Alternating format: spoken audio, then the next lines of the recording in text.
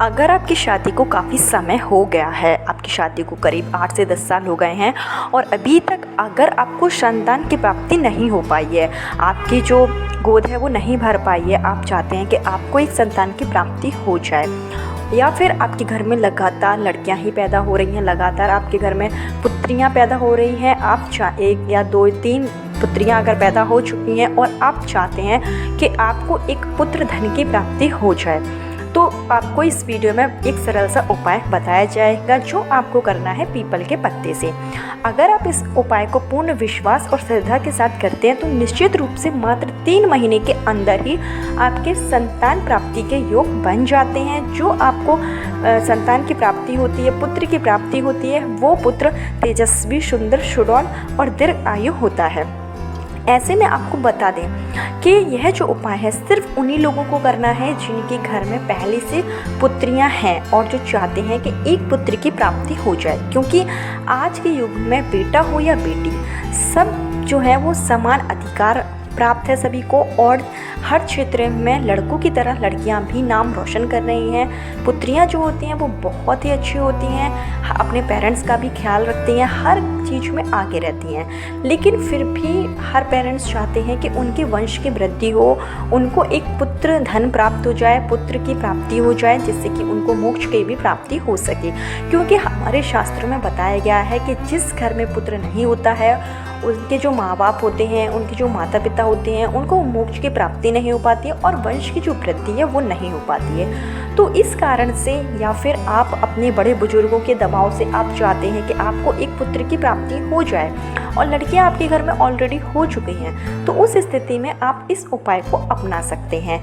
और जो पहली बार अगर चाहते हैं कि पहली बार ही अगर जो पुत्र की प्राप्ति चाहते हैं, उनके घर में पहले से लड़कियां नहीं हैं और उनको पुत्र संतान प्राप्ति में कोई समस्या भी नहीं है और वो अगर इस उपाय को करते हैं तो यह जो उपाय है वो काम नहीं करेगा और इस उपाय के साइड इफ़ेक्ट भी हो सकते हैं। तो जो भी आप उपाय करें उसको आप इस बात को ध्यान में रखते हुए करें कि आपको ईश्वर का आशीर्वाद प्राप्त करना है और आपको यह जो उपाय है तभी करना है जब आपके घर में पुत्रियां पहले से हों या फिर आपको संतान की प्राप्ति नहीं हो रही है, संतान की आप प्राप्ति करना चाहते हैं, तो आप उस स्थिति में इस उपाय को अपनाएं। और जो पहली बार जो माँ बाप हैं, वो जो पहली बार हैं, दंपत्ति हैं, जो चाहते हैं माँ बाप बनना चाहते हैं, पहली बार अगर आप ट्राई कर रहे हैं संतान प्राप्ति के लिए, तो पहली बार में आपको कोई भी उपाय करने की ज़रूरत नहीं है।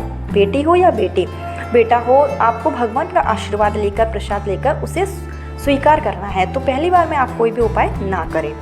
तो चलिए आपको किस तरीके से यह उपाय करना है, संपूर्ण जानकारी आपको इस वीडियो में दी जाएगी। तो आगे वीडियो शुरू करने से पहले हमेशा की तरफ से मेरा निवेदन है कि अगर अभी तक आपने मेरा चैनल महादेव के उपाय को सब्सक्राइब नहीं किया है तो चैनल को सब्सक्राइब जरूर कर लीजिए। वीडियो पसंद आए तो लाइक कीजिए और कमेंट बॉक्स में हर हर महादेव जरूर लिखिए, जिससे कि भोलेनाथ का आशीर्वाद आपको प्राप्त हो सके। तो आपको यह जो उपाय करना है वो आप सोमवार के दिन कर सकते हैं, प्रदोष के दिन कर सकते हैं, या फिर जो मासिक शिवरात्रि आती है तो यह जो उपाय है आप वो किसी भी महीने के प्रदोष में कर सकते हैं। मासिक शिवरात्रि आप अपने कैलेंडर में देख लीजिएगा कि कब है, तो उस दिन पर आप यह उपाय कर सकते हैं। इस उपाय के लिए आपको क्या करना होगा कि अगर मान चलिए आप प्रदोष के दिन उपाय कर रहे हैं तो पति हो या पत्नी दोनों में से कोई भी इस उपाय को कर सकता है। तो आपको क्या करना है कि सुबह आप नहा धोकर स्नान कर लीजिए और सुबह नहा धोकर आपको साफ़ सुथरे वस्त्र पहन लेना है। उसके बाद में आपको क्या करना है कि एक पीपल का पत्ता आपके पास होना चाहिए। जो भी आप पीपल का पत्ता लें वो साफ़ सुथरा होना चाहिए, एकदम ऐसा होना चाहिए हरा भरा हो, कहीं से कटा पटाया खंडित पीपल का जो पत्ता है वो नहीं होना चाहिए। इधर आपको एक बात मेंशन कर दूं कि अगर आप सोमवार के दिन उपाय कर रहे हैं तो जो पीपल का पत्ता है वो आपको रविवार के दिन नहीं तोड़ना है, क्योंकि रविवार के दिन पीपल का जो पत्ता है वो नहीं तोड़ा जाता है। तो या तो आप शनिवार के दिन तोड़ कर रखिए या फिर आप सोमवार के दिन ही इसको तोड़कर लेकर आइए। यह पीपल का पत्ता लेकर और साथ में 1 लोटा अपने घर का शुद्ध जल लेकर आपको पहुंच जाना है शिव मंदिर में, शिवालय में। आपके घर के आसपास कहीं पर भी शिवालय हो तो वहां आप चले जाइए। सबसे पहले आप जो 1 लोटा जल लेकर आए थे वो आपको शिवलिंग के ऊपर चढ़ाना है, श्री शिवाय नमस्तुभ्यम या ओम नमः शिवाय का जाप करते हुए। उसके बाद में आपको क्या करना है कि जो आप पीपल का पत्ता लेकर आए थे वो पीपल का पत्ता आपको शिवलिंग के ऊपर चिपका देना है। चिपकाना कैसे है कि जो चिकना वाला भाग होगा वो शिवलिंग की तरफ होना चाहिए, जो खुरदरा वाला भाग है वो आपकी तरफ होना चाहिए, और जो डंडी उसमें लगी होती है वो भी आपकी तरफ ही होनी चाहिए।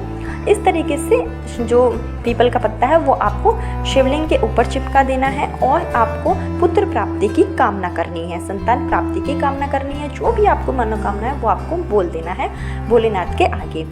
उसके बाद में आपको क्या करना है कि थोड़ी देर आप वहीं बैठिए। अगर आप अपने घर से दीपक लेकर गए हैं तो आपको देसी घी का दीपक लेकर जाना है। वो दीपक भी आप शिव मंदिर में जाकर चढ़ा सकते हैं, जला सकते हैं। इसके अलावा जो भी आप शिव जी की प्रिय चीज़ें अगर आप अपने साथ में लेकर जाना चाहते हैं तो वो भी आप लेकर जाकर शिवलिंग के ऊपर चढ़ा सकते हैं। उसके बाद में आपको क्या करना है कि यह जो पीपल का पत्ता है वो आपको उठाना है और यह पीपल का पत्ता आपको अपने घर लेकर आ जाना है। आपको याद रहे कि जब आप यह उपाय कर रहे हो तो आपको कोई टोके नहीं, रोके नहीं, क्योंकि यह जो उपाय है आप अगर बता कर करेंगे तो इसके सफल होने के कम चांस होते हैं। तो आप उपाय करें, कोई भी आप उपाय करें, पहले से आप किसी को बताएं नहीं।